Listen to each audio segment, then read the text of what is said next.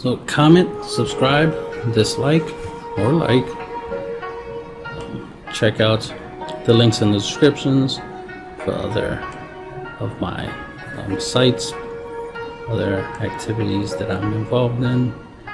Got a whole bunch of Facebook groups you can check out. I play multiple card games, so I do music among other things, so check out the links in the description. This is my Hatchhyack 4 Janemba mill deck. Copy of the leader. 4 Oceanus, negative energy explosion. 4 Salsa right ritual at hand. 4 Demon God Toa ritual at hand. 4 Hey Shenron, negative energy explosion. 4 Dr. Leche. 4 Finn. 4 Shin, Noble Supremacy. 4 Support of the Dark Empire. 4 Max Power Kamehameha. 4 Dirty Burst. 4 Janemba, Wicked Agent of Destruction. 4 Radish Giant Force. 4 Gotenks Absolute Innocent. 4 Goku Protector of the Earth. And 4 Toa Dark Demon Scientist. The Janemba mill part of the deck obviously comes from the Janemba Unison, because its plus 0 ability makes it where both players draw a card, then your opponent mills a card, so essentially you're causing 2 cards to be taken out your opponent's deck. And then if you combine that with the effect of Salsa Ritual at hand, because it has the effect that when you play this card, your opponent chooses 1 card from the hand, and then sends it to the warp, and then they draw a card. So you're essentially taking 1 card out their deck. So that combined with Janemba, that right there would be 3 cards in just that 1 turn.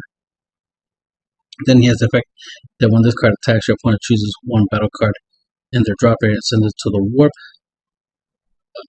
Draw a card, and you can activate the the autos of this card. So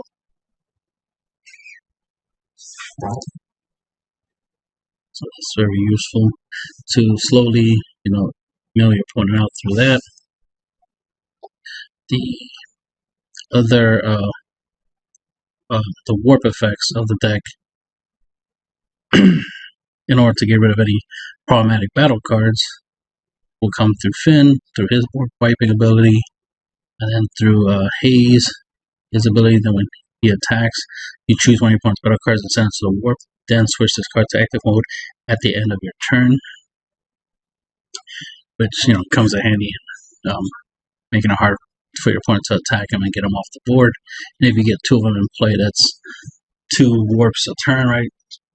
And then he's a 15k crit. He's also a blocker, so you could use him to block if you really need to block. So that's really awesome that it's a blocker on top of the fact he has crit, so you can take advantage of attacking opponent's leader to deal damage, so you can win that way. And then of course Janemba also has the ability to gain crit with its +1 ability, so you can use Janemba and Haze to swing at your opponent's leader and just crit them that way, so that way they're not gaining no hand advantage.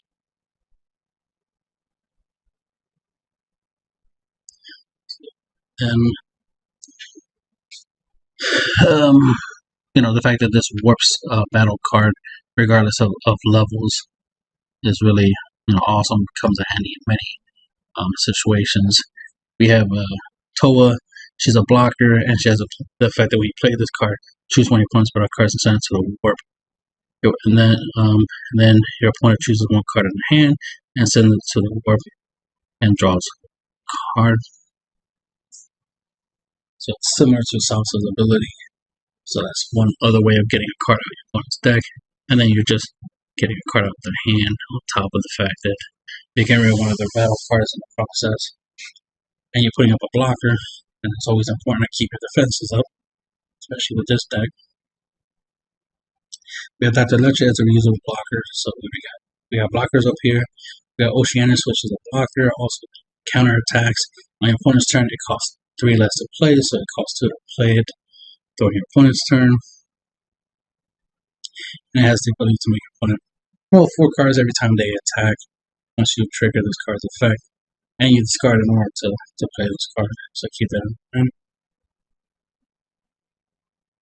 We have Shin, Noble Supremacy, has the first auto when you play this card, draw a card, then has the second auto if you have 3 or more energy when you play this card. Activate this skill, your opponent can't attack with battle cards with energy cost 7 or higher until the start of your next main phase. So this is a lot like Dirty Burst, except it's in a battle card form. And it has 0 cost 5k, so you can't use it to block. Also the fact that it's draw a card, can come in handy, of course. So it replaces itself. And it's nice that it says when it's played, so whether you play from your drop area or from your hand, you'll get the effect to prevent your opponent's 7 cost and higher from attacking, which is a very useful ability to have. It helps cover the weakness of Hatchhyack, which is anything above 7 can attack, can attack. So that gives your opponent extra attacks. So we always try to find a way to cover that, which is why I originally was using, Dirty Burst, because Dirty Burst prevents 7 costs and higher from attacking, but it's a counterplay, so I have to do it in the counterplay timing. The thing I like about this is I just play this on my turn and bang, it activates. It's an effect, how my opponent has to deal with it, right? Dirty Burst, since it's a counter, it's a counterattack, so it can negate attack, or you play it as a counterplay. Can be counter. Your opponent could negate this. Granted, this could be counter with a counterplay, like the Gas in the Trunks or something, but they gotta have it to, right? But a Gas in the Trunks will kind of be counterproductive because this only costs 1 to play. So if my opponent Gas in the Trunks this back to my hand, okay, I'll just play it again. I know they can't Gas Seal more than once per turn, so I just play it again for 1 more energy. And still, get the effect off anyway. So that works out in my favor in that regards. I think Zamasu's counterplay also is the same. It was just bouncing back to my hand, so I'll just play it again. So it just becomes a little pointless in that regards. It's just making me pay 1 extra to play this on that scenario. So that's the good thing about having this card, is that you can play it and automatically have the ability where 7 or higher can't attack you, which is always good to have that built in. Surprised I didn't know about this card sooner. We have a new card came on the new set 16, support of the Dark Emerald, which is the black blocker negate. So now we can make a token that's a blocker. On top of that, we can get an attack to specify black, or if we have 5 or less life, take a life and over play this for free. And you can play multiple copies if you can afford multiple lives. Really nice to have a negate you can play when you're tapped out. Sometimes you gotta tap out to do something. So it's nice that we have something we can play for free. And then of course max power come in, negate an attack.